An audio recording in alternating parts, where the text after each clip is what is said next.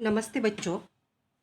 आज हम 12वीं कक्षा के पाठ्यक्रम में लिंग विचार जो घटक है उस घटक के बारे में जानकारी लेते हैं।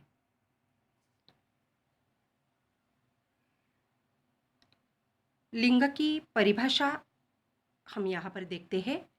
परिभाषा यानी व्याख्या। संज्ञा के जिस रूप से किसी व्यक्ति या वस्तु के पुरुष अथवा स्त्री जाति का बोध होता है उसे लिंग कहते हैं। यानी संज्ञा के जिस रूप से पुरुष अथवा स्त्री जाति का बोध जब हमें होता है तब उसे लिंग कहते हैं। उदाहरण के तौर पर यहाँ हमने कुछ शब्द दिए हैं, जैसे कि माता, पिता, यमुना, शेर, शेरनी। और भी शब्द आ सकते हैं, जैसे कि पुतला, पुतली, चेला, चेली, बकरा, चीटा, मामा, काकी, दादी, नाना, रानी, पिता, सास, भाई, मादी आदि। इन शब्दों से क्या बोध होता है? स्त्री जाति का या पुरुष जाति का। दोनों सम्मिश्र है। कुछ शब्द पुरुष जाति का बोध कराते हैं, कुछ शब्द स्त्री जाति का बोध कराते हैं। अब लिंग के दो भेद है। हिंदी में दो भेद प्रमुखता से है। पहला है पुल्लिंग और दूसरा है स्त्रीलिंग। मराठी में हमें आदत हो गई है पुल्लिंगी और स्त्रीलिंगी कहने की। हिंदी में हम पुल्लिंग और स्त्रीलिंग ऐसा ही कहेंगे। पुल्लिंग पहला जो भेद है पुल्लिंग, उसके बारे में जानकारी लेते हैं। इसकी भी एक परिभाषा हो सकती है। जिन शब्दों से पुरुष जाति का बोध होता है उन्हें पुल्लिंग शब्द कहते हैं। यानी यहाँ पर सिर्फ और सिर्फ पुरुष जाति का ही बोध होता है, तब उसे हम पुल्लिंग कहते हैं।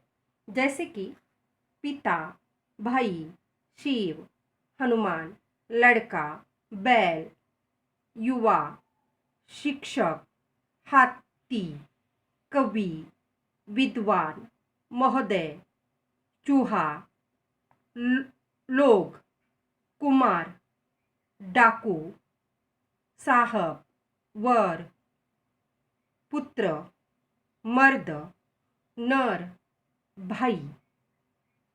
यानी इन शब्दों से सिर्फ पुरुष जाति का ही बोध होता है, इसीलिए उसे हम पुल्लिंग कहते हैं।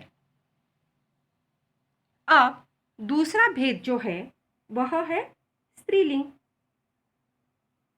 अब इसकी भी परिभाषा देखते हैं हम।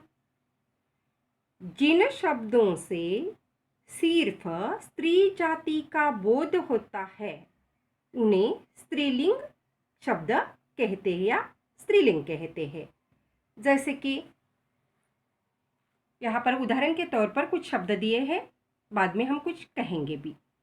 माता, बहन, यमुना, गंगा, बुआ, लड़की, लक्ष्मी, गाय, शिक्षिका, हथनी, कवयत्री, विदुषी, महोदया, चूहिया, लुगाई, कन्या, औरत, मादी, बहन, वधू, काकी, दादी, नानी, बंदरी, हिरनी। ये जो शब्द है सिर्फ स्त्री जाति का बोध कराते हैं, यानी स्त्रीलिंग। उन्हें स्त्रीलिंग शब्द कहते हैं। इस तरह बच्चों घटक जो है जब हम समझा देते हैं तब हमें आसान लगता है, लेकिन परीक्षा में जब प्रश्न पूछे जाते हैं तब हमें कुछ पुल्लिंग शब्द दिए जाते हैं, तो उसका परिवर्तन हमें स्त्रीलिंग में करना पड़ता है। और कभी कभी कुछ स्त्रीलिंग शब्द दिए जाते हैं तो उसका परिवर्तन हमें पुल्लिंग में करना पड़ता है, तब थोड़ी सी दिक्कतें आ जाती हैं। और कुछ शब्द हमें, जैसे कि हमने कहा विद्वान शब्द, गत साल में भी हमने 11वीं कक्षा में यह शब्द दिया था, आज भी हम दोबारा दे रहे हैं, आवृत्ति कर रहे हैं, क्योंकि विद्वान के लिए परिवर्तित शब्द क्या हो सकता है, इसे हमें दिक्कत आ जाती है। तो विदुषी, तो ऐसे शब्दों की तालिका आप लोगों को बनानी है और कुछ शब्द पुल्लिंग के और उनके लिए जो स्त्रीलिंग शब्द आ जाता है, ऐसे हमें तालिका यानी सारणी, एक तक्ता, एक आपल्या वहीमध्येच करायचं आहे. नाहीतर तुम्ही म्हणाल की वेगळं कसली तालिका बनवायची. तालिका म्हणजे तक्ता.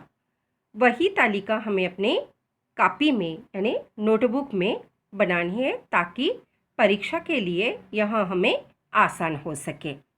फिर से इन परिभाषाओं को कंठस्थ कीजिए, उनकी बार बार आवृत्ति कीजिए और कुछ शब्द ऐसे अपनी कापी में लिखते जाइए जो हमारे पाठ्यक्रम के जो घटक है हमारे, उस घटक के बाद जो स्वाध्याय दिए गए हैं उन स्वाध्यायों में हमें ऐसे प्रश्न पूछे गए हैं, ऐसी कृतियाँ करने के लिए कहा है, इन कृतियों को हमें अपने कापी में लिखना है और बार बार दोहराना है, कंठस्थ करना है, उसकी आवृत्ति करनी है ताकि यह परीक्षा की दृष्टि से आप लोगों को आसान लगे।